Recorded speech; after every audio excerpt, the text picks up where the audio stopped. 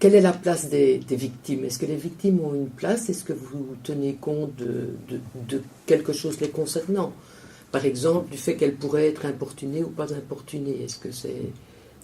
Est-ce qu'elles ont la parole quelque part, ou à un moment ou l'autre? Alors, les victimes ont la parole de deux manières.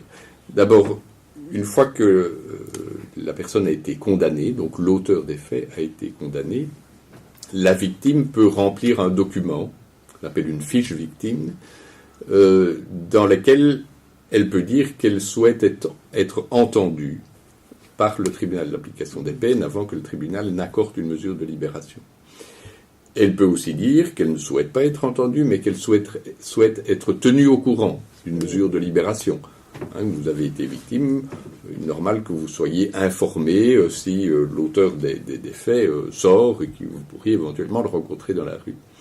Et la victime peut aussi, dans cette fiche victime, demander que des conditions soient imposées pour sa protection à elle, de la victime. Donc, par exemple, interdire à l'auteur des faits de fréquenter la commune ou la ville où la victime habite.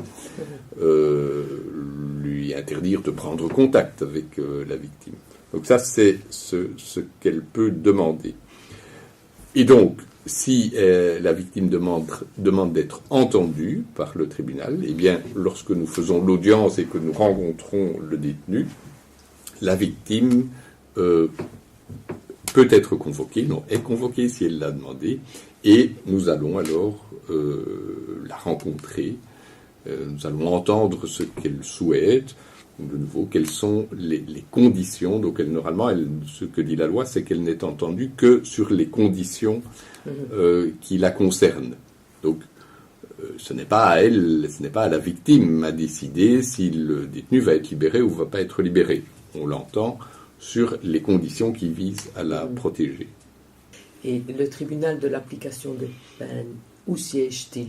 Le tribunal d'application des peines siège habituellement en prison. Donc nous faisons des audiences, nous allons rencontrer les détenus en prison. Lorsqu'ils demandent la libération conditionnelle ou la surveillance électronique.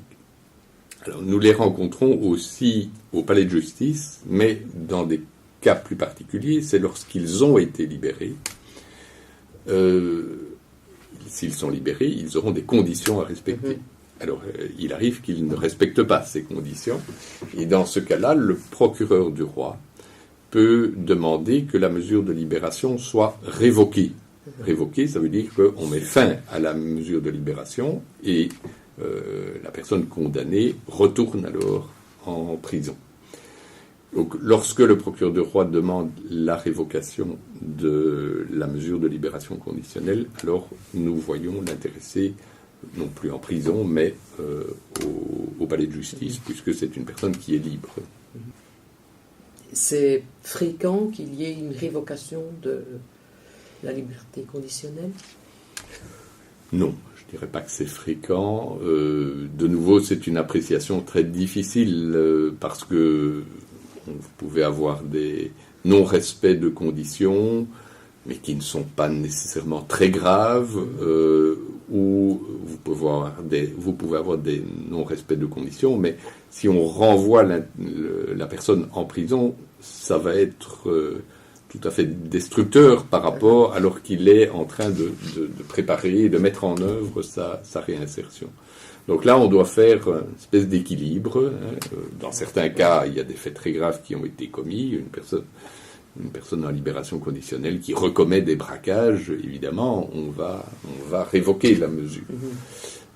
Lorsque ce sont des manquements, des non-respects de conditions plus légers, alors on va mettre en garde plutôt. Il y a aussi, disons, une fonction d'avertissement de la part du tribunal d'application des peines.